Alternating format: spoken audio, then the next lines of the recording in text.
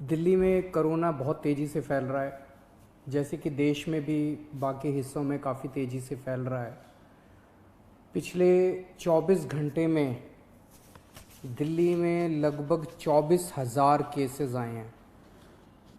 ये रिपोर्ट थोड़ी देर में अभी जारी होगी, जो डेली बुलेटिन जारी होता है।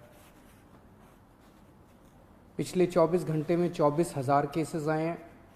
उसके पिछले 24 घंटे में आए थे 19,500 केस। तो आप देख सकते हो कि एक ही दिन के अंदर केसेस 19,500 से बढ़ के 24,000 हो गए हैं। पॉजिटिविटी रेट 24% से ज़्यादा हो गया है। तो स्थिति काफ़ी गंभीर है, चिंताजनक है। अब दिल्ली के अंदर ऑक्सीजन की कमी होने लगी है, रेमडेसिविर की कमी होने लगी है। आज मैंने काफ़ी लंबी एक एक चीज़ के ऊपर मीटिंग ली थी सभी ऑफिसर्स के साथ। तो जो हमारे 3-4 दिन पहले हमारी असेसमेंट थी, चूँकि केसेस बहुत ज़्यादा तेज़ी से बढ़ रहे हैं, इस वजह से इन सारी चीज़ों की कमी भी, जो हमें लगता था कुछ दिन पहले तक की स्थिति ये चीज़ें उचित मात्रा में मौजूद हैं, आज ऑक्सीजन की, रेमडेसिविर की और टोसिलीजुमैब, इन तीनों की कमी नज़र आई। किसी भी हेल्थ इंफ्रास्ट्रक्चर की एक सीमाएं हैं। दिल्ली के अंदर भी सीमित बेड्स हैं, दिल्ली के अंदर भी सीमित आईसीयू के बेड्स हैं। जिस तेज़ी के साथ कोरोना बढ़ रहा है, जाहिर है कि एक सीमा के बाहर आके हर हेल्थ सिस्टम की एक सीमा होती है। तो बेड्स बहुत तेज़ी के साथ, जो ऑक्सीजन बेड्स हैं, जो आईसीयू बेड्स हैं, बहुत तेज़ी के साथ ख़त्म होते जा रहे हैं।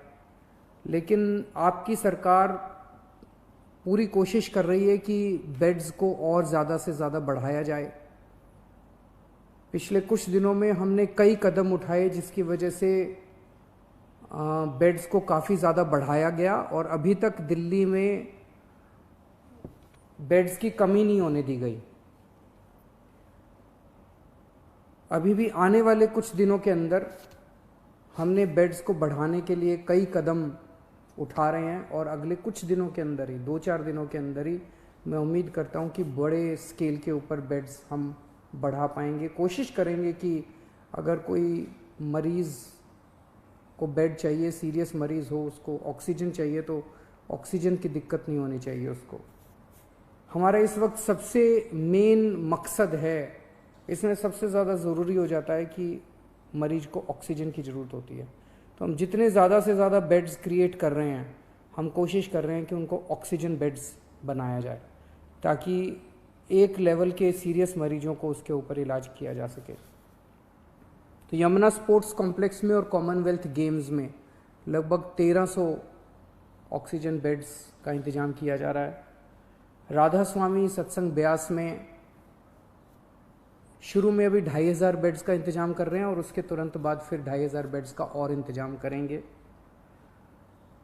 जो अभी कुछ दिन पहले मैं जब आपके सम्मुख आया था, मैंने बताया था कि किस तरह से होटल्स को, बैंक्वेट हॉल्स को हॉस्पिटल्स के साथ अटैच किया जा रहा है। तो लगभग 2100 बेड्स इस तरह से होटल्स और बैंक्वेट हॉल्स को हॉस्पिटल्स के साथ अटैच करके हम 2100 ऑक्सीजन बेड्स बनाने में सफल हुए हैं, जो कि कल या परसों में ऐप में भी आ जाएगा। और वो हॉस्पिटल्स, वो ओवरऑल हॉस्पिटल की निगरानी में होंगे। जो भी बैंक्वेट हॉल में और होटल में उनका इलाज हो रहा होगा, तो वो हॉस्पिटल की निगरानी में होंगे, तो एक तरह से हॉस्पिटल का हिस्सा होंगे। तो इस तरह से लगभग अगले 2-4 दिन के अंदर मैं उम्मीद करता हूँ कि 6,000 बेड्स और हम ऐड कर, इस पूरे सिस्टम के अंदर ऐड करने में सक्षम होंगे। लेकिन जिस तेज़ी के साथ कोरोना बढ़ रहा है, अभी किसी को नहीं पता इसकी पीक कहाँ पे आएगी। जैसे मैंने बताया, परसों 19,500 थे, कल के केसेस पिछले 24 घंटे के 24,000 आए हैं। कल कितने होंगे, फिर परसों कितने होंगे और फिर उसके बाद कितने होंगे, किसी को नहीं कह सकते। इसीलिए हमें अपनी तैयारियां और बढ़ चढ़ के करनी पड़ेंगी। हम इस वक्त ज़रा सी भी आलस नहीं कर सकते, ज़रा सी भी सांस नहीं ले सकते। इस वक्त हमें 24 घंटे मेहनत करके ज़्यादा से ज़्यादा इंतजाम आगे करने पड़ेंगे, ताकि अगर कोरोना उतना हो जाता है तो हम एक कदम कोरोना से आगे होने चाहिए। अभी थोड़ी देर पहले मैंने डॉक्टर हर्षवर्धन साहब से फ़ोन पे बात की और उनसे मैंने निवेदन किया, ये तीनों चीज़ें मैंने उनसे मांगी, तीनों चारों चीज़ें। एक तो मैंने उनसे निवेदन किया कि दिल्ली के अंदर बेड्स की बड़ी मात्रा में कमी हो रही है। नवंबर के अंदर जब कोरोना आया था तो 4100 बेड केंद्र सरकार ने हमें मुहैया कराए थे। इस वक्त केवल 1800 बेड दिए हैं, जबकि ये वाली वेव पिछले वाली वेव से 3 गुना ज़्यादा घातक। अभी तक उसमें 8500 केस पीक पे आए थे, हम 24,000 पे पहुंच चुके हैं। तो उनसे मैंने निवेदन किया, दिल्ली केंद्र सरकार के लगभग 10,000 बेड्स हैं दिल्ली में, इसमें से कम 50% बेड्स कोरोना के लिए रिज़र्व किए जाएं। जैसे अगर मैं बताऊं, जो मेन ऑल इंडिया मेडिकल है उसमें 1162 बेड्स हैं टोटल, उसमें से केवल 23 बेड्स कोरोना के लिए रिज़र्व किए गए हैं।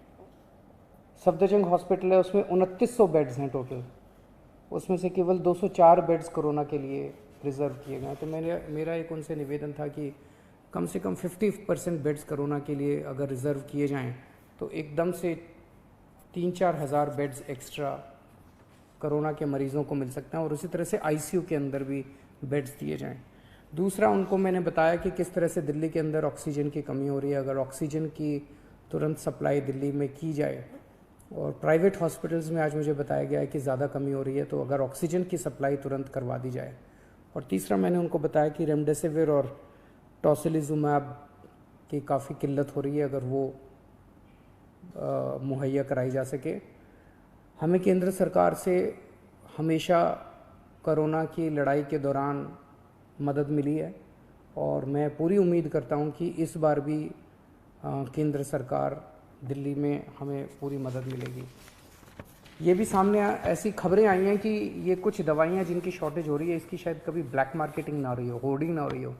तो आज अफसरों की मीटिंग में सख्त निर्देश दिए गए हैं कि उनके ऊपर रेड मार के और सख्त से सख्त कार्रवाई की जाए अगर कोई भी इन दवाइयों की होर्डिंग या ब्लैक मार्केटिंग करते हुए पाया जाता है। तो एक शिकायत ये आ रही है, और ये सही भी है, कि टेस्ट्स में अचानक दिल्ली के अंदर, दिल्ली देश में अकेला शहर था जहाँ 24 घंटे में टेस्ट के रिजल्ट आया करते थे।